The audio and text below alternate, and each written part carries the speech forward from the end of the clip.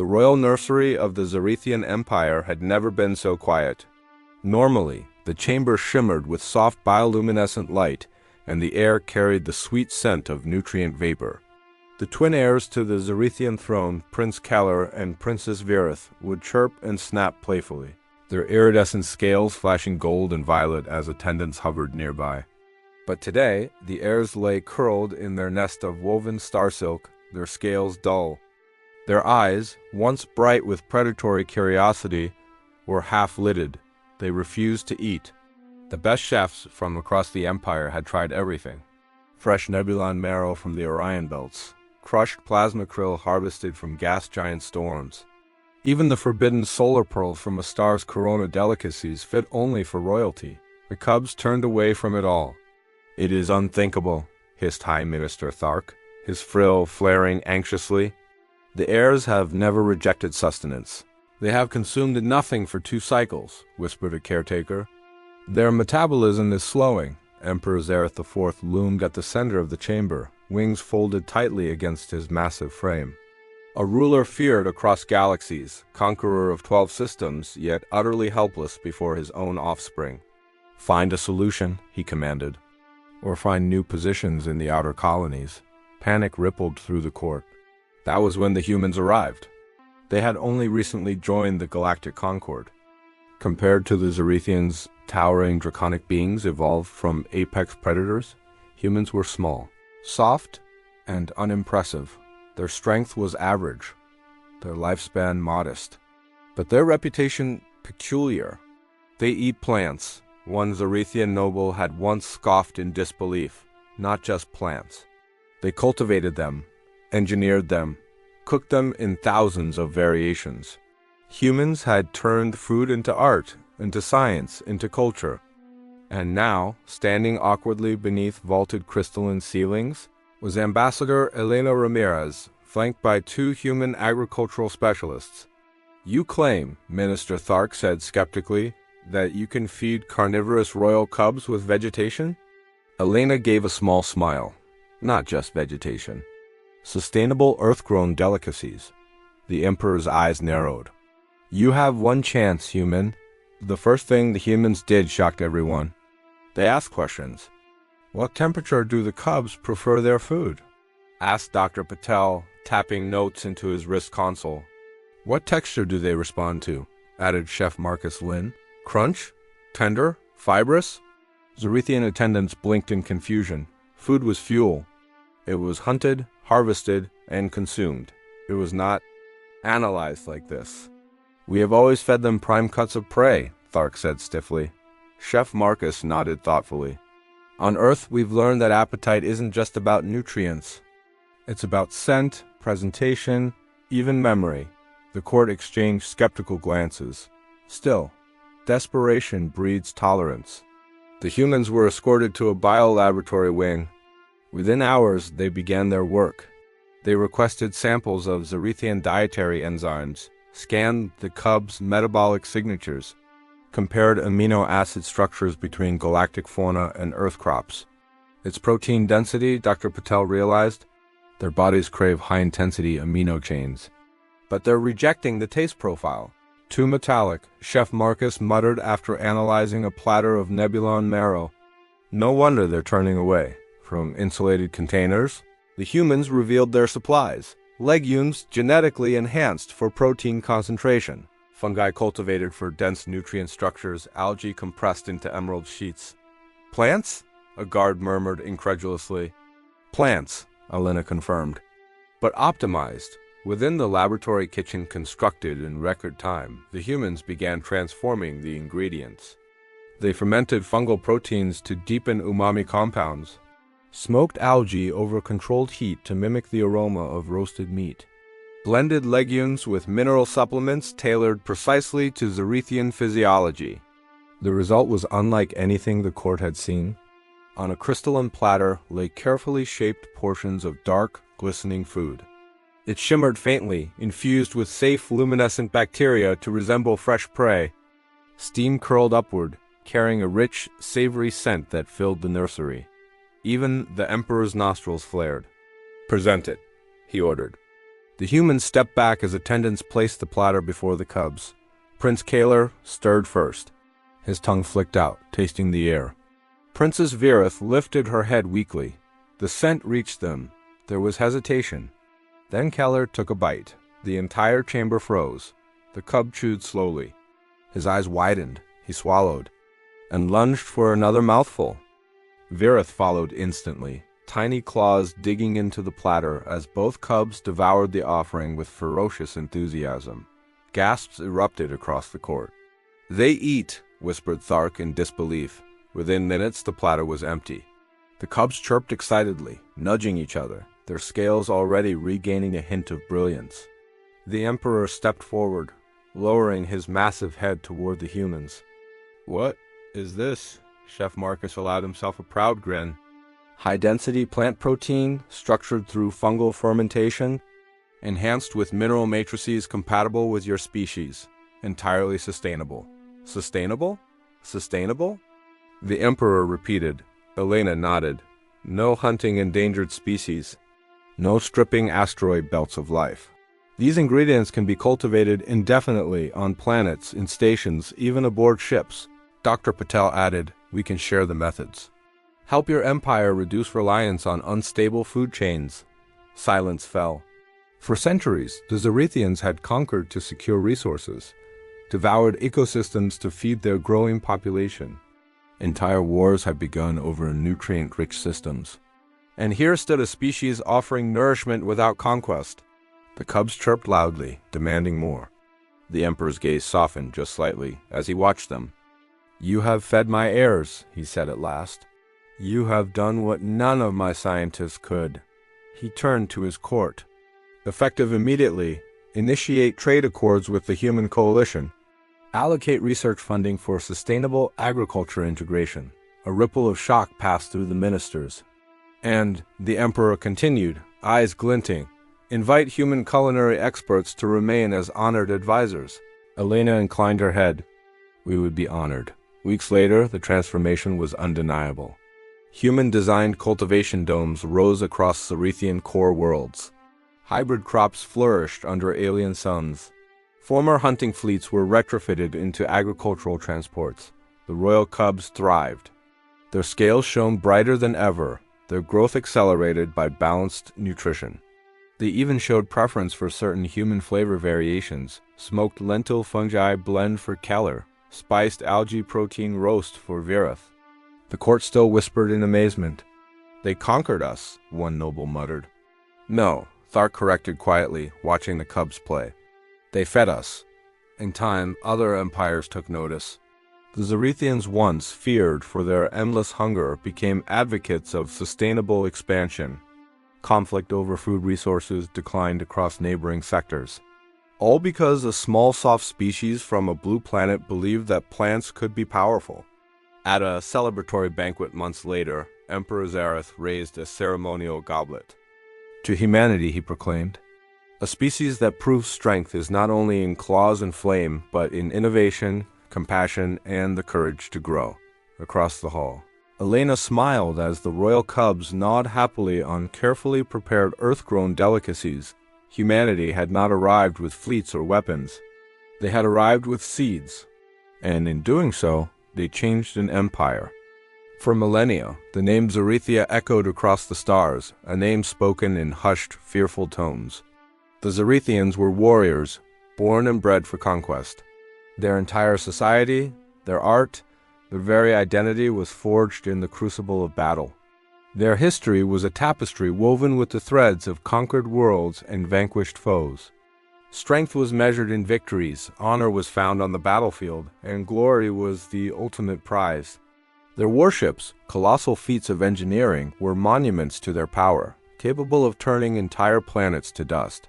They were the undisputed masters of the galaxy, and they believed their reign would be eternal. But eternity has a way of wearing things down. Centuries of constant warfare took their toll. The resources needed to fuel their massive war machine began to dwindle. The conquered worlds bled dry, offered less and less. The Zarethian birth rate, once a source of endless legions, started to decline. A slow, insidious decay began to eat at the heart of the mighty empire. The Zarethians, blinded by their pride and tradition, couldn't see the cliff's edge they were marching towards. To them, any path that wasn't paved with conquest was a path of weakness. Then came the humans. We didn't arrive in warships or with weapons drawn. We came in small, unassuming science vessels, survivors of a long-dead Earth, seeking a new home. When our ships entered their territory, the Zarethian response was predictable: aggression. But our ships weren't armed for battle. They were filled with seeds, soil samples, and hydroponics equipment. We were farmers, scientists, and engineers, not soldiers. The Zarethians, baffled by this encounter, captured one of our vessels, the Hope's Harvest. Inside, they found not warriors, but botanists. They found labs filled with strange green leafy things. They found schematics not for weapons, but for irrigation systems and crop rotation. They found a people whose strength wasn't in their ability to take, but in their ability to create. Our leader, a woman named Dr. Aris Thorne, didn't plead for her life. Instead, she presented the Zarethian Emperor with a simple, radical proposal. She showed him projections, data on their declining resources, their dwindling population, and the inevitable collapse of their civilization. Then she showed him a different path. She presented a single, genetically modified grain of wheat, a grain that could thrive in the harsh soil of their homeworld, Zareth Prime, a grain that could feed millions. She explained the concept of sustainable agriculture, of nurturing a world instead of conquering it. She spoke of a new kind of strength, the strength to build, to grow, to sustain, the strength of a farmer tending their field. The Zarethian court scoffed. They called it cowardice, a pathetic human attempt to beg for their lives. The idea of a Zarethian warrior, a conqueror of stars, trading his plasma rifle for a plow was an insult beyond measure. But the emperor, a wizened old warrior named Kalen, was intrigued. He had seen the truth in Thorne's data. He had felt the growing weakness in his empire's bones. He agreed to a trial. On a barren, war-scarred continent of Zareth Prime, he gave the humans a plot of land and a challenge: make it live. For months, the Zarethians watched with a mixture of contempt and curiosity as the humans worked. They tilled the soil, laid down irrigation lines, and planted their seeds. The Zarethian warriors, standing guard, mocked the humans for their soft hands and their strange rituals of planting. Then the first shoots appeared, tiny green spears pushing through the scorched earth. The Zarethians fell silent. Day by day, the green spread, a vibrant carpet rolling across the desolate landscape. Soon, fields of golden wheat swayed in the wind where once there was only dust and craters. The harvest was more bountiful than anyone could have imagined. The grain was nutrient-rich, and it multiplied quickly. For the first time in generations, the specter of famine began to recede from the Zarethian Empire. This was the turning point. It wasn't a single dramatic event, but a slow, quiet revolution. Young Zarethians who had grown up with stories of glorious battles they would never fight found a new purpose. They began to learn from the humans.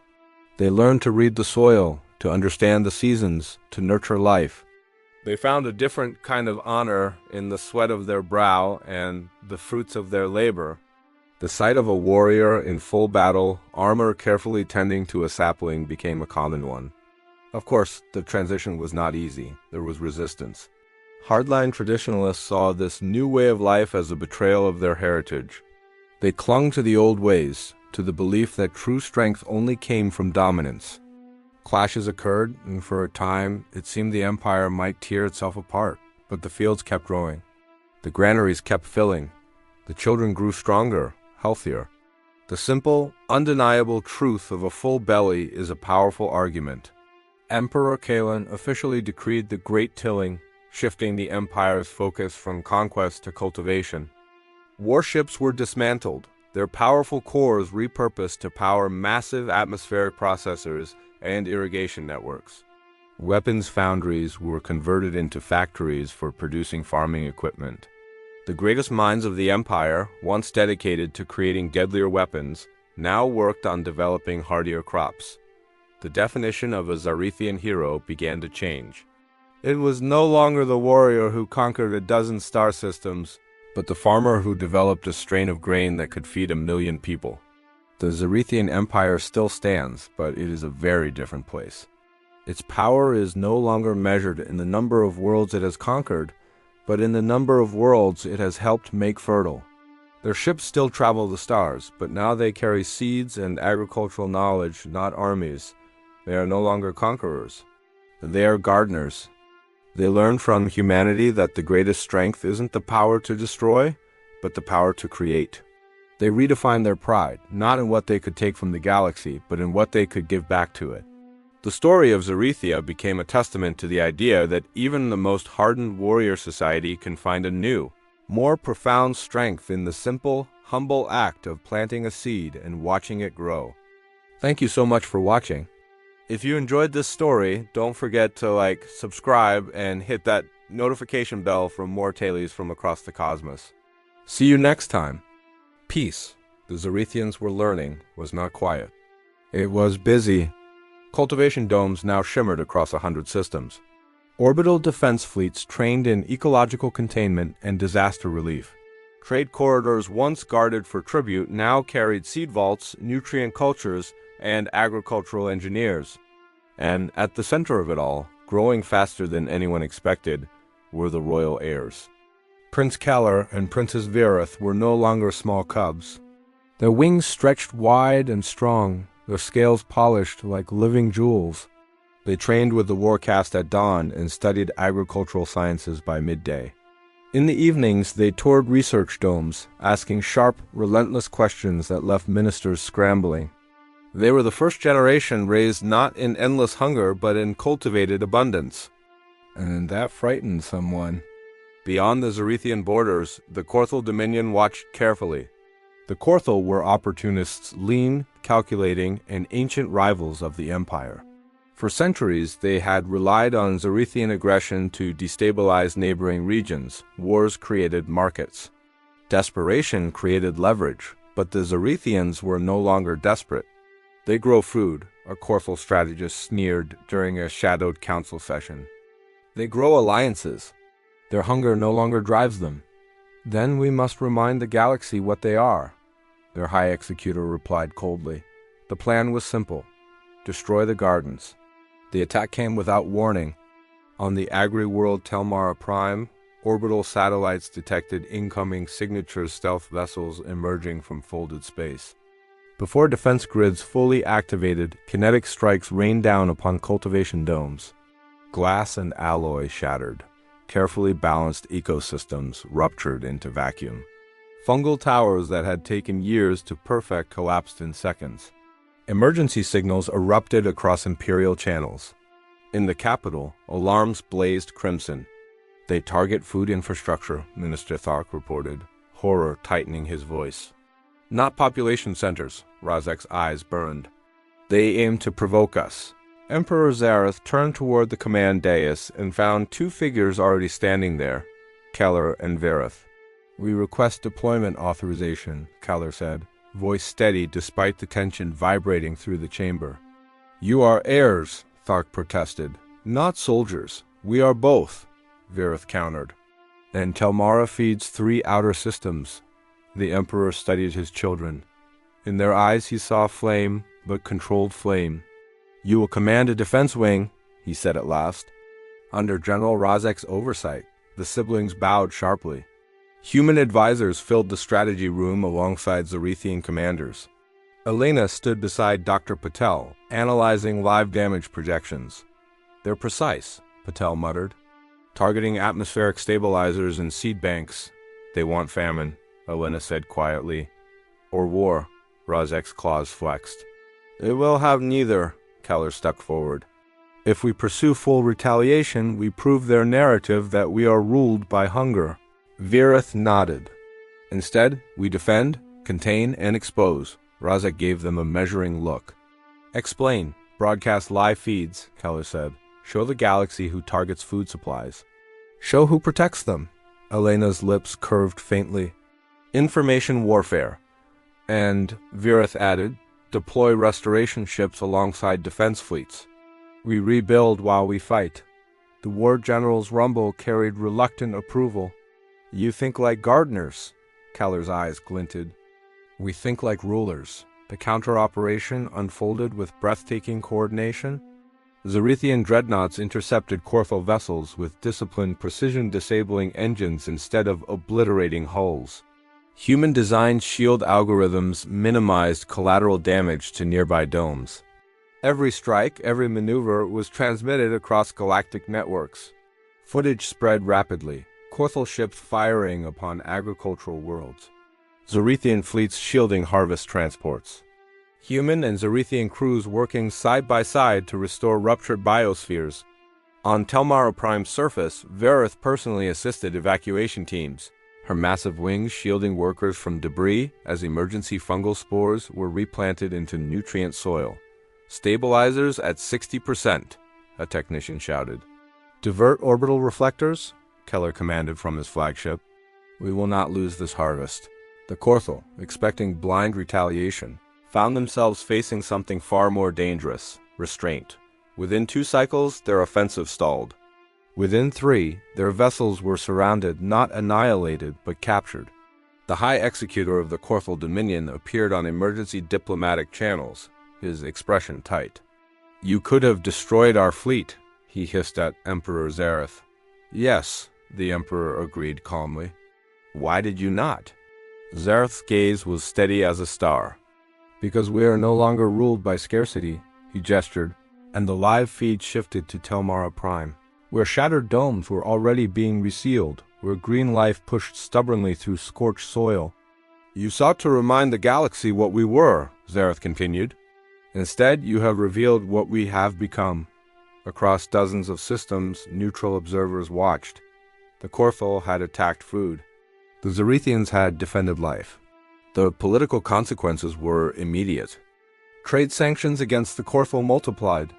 Alliances shifted. Markets responded. The Dominion withdrew.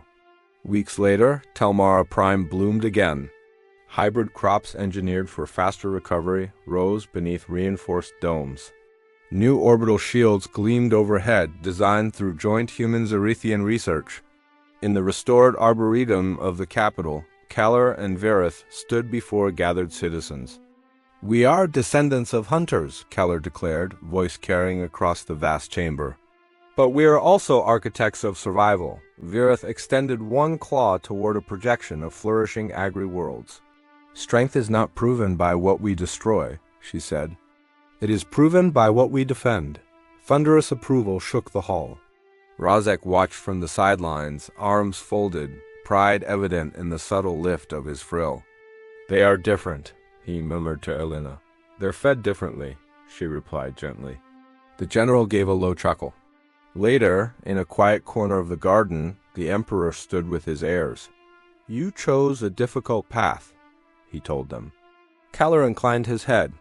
It was the stronger one, Vareth added softly. Hunger once drove us to conquer. Now abundance gives us freedom to choose. The Emperor looked over the endless stretch of cultivated green beneath alien suns. Long ago, he had believed power came from the fear his fleets inspired. Now he understood something deeper. Power came from resilience, from adaptability, from the courage to grow instead of consume. Across the stars, the story spread. The empire that once burned worlds now rebuilt them. The predators who once devoured ecosystems now protected them. And the species that had started it all, small, persistent humanity, had proven once again that true dominance was not about teeth or flame. It was about foresight. It was about cooperation.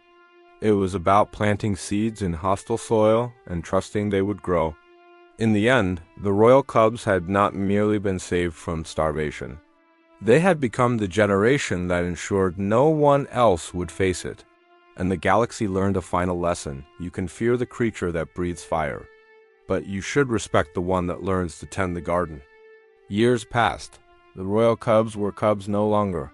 Keller's wings now cast shadows like storm fronts across palace courtyards. Vareth's scales shimmered with patterns that marked both warrior and scholar. Together, They represented something the galaxy had never seen before, a Zarethian generation born in abundance. The Sustainable Expansion Accord had spread far beyond its original signatories. Human agronomists worked alongside dozens of species. Seed vaults orbited neutral systems. Former battlegrounds flourished as shared cultivation zones. Conflict over food had dropped by 43% across surveyed sectors, and that paradoxically created a new problem. Scarcity had once unified empires through fear. Abundance created independence. Several minor powers began withdrawing from long-standing trade agreements. Some hoarded agricultural technologies. Others attempted to reverse-engineer human biodesign without ecological safeguards. Worst of all, whispers began circulating about something called the Null. At first, it was just a rumor-filled crops in fringe systems. Soil that would not respond to nutrient infusion. Engineered fungi that collapsed into inert dust. Entire hydroponic arrays turning sterile overnight. "It's not blight," Dr. Patel reported during an emergency summit. His hair was streaked with gray now, but his eyes remained sharp. "It's systemic breakdown." "Molecular destabilization." Elena folded her hands. "Weaponized? We don't know," he admitted. "But it's spreading." The chamber was packed Zarethian commanders, human scientists, allied delegates from a dozen worlds. Keller stepped forward, voice calm but edged with urgency. "Show us." A projection filled the air. Across 3 separate systems, once thriving agri-domes appeared gray and lifeless. Crops crumbled at a touch. Microbial support networks had collapsed completely. "It's as if," Verith murmured, "the soil itself has forgotten how to live." Silence followed. Then Razek spoke. "This is not war as we know it." "No," Elena agreed quietly. "It's something worse. It's entropy engineered." The investigation revealed a chilling truth. The Null was not a pathogen. It was an algorithm. A self-propagating nanotechnological construct embedded in black market. Agricultural upgrades, cheap efficiency boosters sold to fringe colonies, promising faster growth, higher yields, lower costs. Instead, once activated beyond a threshold, the nanites consumed complex organic bonds, reducing ecosystems to inert substrate. Someone had designed a phone machine. "It's elegant," Dr. Patel said grimly. "It doesn't attack people. It attacks sustainability itself. And because it's tied to unauthorized modifications," Thark added bitterly, "many systems will hide outbreaks out of shame." Keller's jaw tightened. "Then we remove the shame," Verith nodded. "And the threat." Human and Zarethian research teams locked themselves into joint development labs. Time blurred. Chef Marcus, older now, though still stubbornly energetic, paced outside the sealed Chamber 1 cycle, muttering, "I fight hunger with recipes." "They fight it with equations," inside. Dr. Patel worked alongside Zarethian bioengineers, and even a captured Korthal scientist who had defected after witnessing the Null's devastation. "It adapts to correction attempts," Korthal explained. "Designed to punish interference. Then we don't interfere," Elena said thoughtfully. "We outgrow it." They stared at her. "Explain," Razek demanded. She activated a model of a soil ecosystem. The Null consumes complex organic bonds. So we redesign complexity itself. Introduce layered biological redundancies. Symbiotic micronetworks too dynamic for the nanites to predict. "You want living systems that evolve faster than the algorithm," Patel realized. "Yes," Elena said simply. "Life versus code." Verith's eyes gleamed. "Gardens that fight back." Deployment required something unprecedented.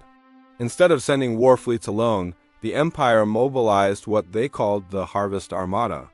Dreadnoughts escorted massive bioarc vessels, mobile laboratories carrying next-generation seed matrices, and adaptive soil cultures co-developed by humans and Zarethians. Where the Null had reduced worlds to gray desolation, the Armada brought renewal. On the devastated moon Irix 4, Keller himself landed with restoration teams. He pressed one massive claw into sterile soil as adaptive microbial clouds were released. At first, nothing happened, then faintly green. Tiny threads of engineered mycelium spread outward, weaving complex biochemical patterns too intricate for the null nanites to dismantle efficiently. The algorithm attempted adaptation. The ecosystem adapted faster. Across multiple systems, similar results emerged. It wasn't immediate. It wasn't perfect, but it worked. The null did not vanish. It was outcompeted. Investigations eventually traced the famine machine to a rogue corporate syndicate operating beyond recognized space profit-driven, destabilizing markets to control food supply chains. They expected chaos. They did not expect unity. When confronted by a coalition fleet unlike any before Zarethian warships, human carriers, allied defense frigates, they surrendered without firing a shot. Their leaders were tried under interstellar law. Their nanotech research was dismantled. But the greater victory wasn't judicial. It was philosophical. At a galactic convocation held on Tomara Prime, now more vibrant than ever, Kaller addressed representatives from 52 species. Scarcity once divided us, he began. Abundance united us. And now, those who would weaponize that abundance have learned something. He spread his wings wide not in threat, but in emphasis. We defend our gardens, Vera stepped forward beside him. Sustainability is not weakness. It is resilience multiplied. It is strength shared. Elena stood nearby, watching as species once fearful of Zarethian fleets now applauded their leadership. Rozek leaned slightly toward her. When I first met you, he said quietly, I believed humans softened us. Elena smiled faintly. And now? You tempered us, he corrected. Later, in the original royal nursery preserved as a historical chamber, the Emperor, older and slower but still imposing, stood with Kaller and Verith. This is where it began, he said softly. With hunger, Kaller glanced at the woven star-silk nest where he had once refused imperial delicacies. And with help, he added. Verith nodded. From a species that grows its solutions. The Emperor looked toward the distant agricultural domes glowing under twin suns. You have inherited not merely an empire, he told them, but a responsibility. To protect life, Kaller said. To cultivate it, Verith finished. Beyond palace walls, hybrid forests stretched toward orbit. Orbital rings shimmered with seed vaults. Warships carried both plasma cannons and atmospheric stabilizers. The galaxy had tried hunger. It had tried conquest. Now it was trying cooperation. And at the center of it all stood humanity, the species that had once been underestimated because they were small, because they ate plants, because they believed in sustainability. They had faced predators, famine machines, and political unrest. And each time they had responded the same way, with innovation, with resilience, with seeds. The royal cubs who once starved now led an era where no empire needed to. And across the stars, a new saying took root. Beware the species that survives its own mistakes, for it will teach you how to survive yours. HFY.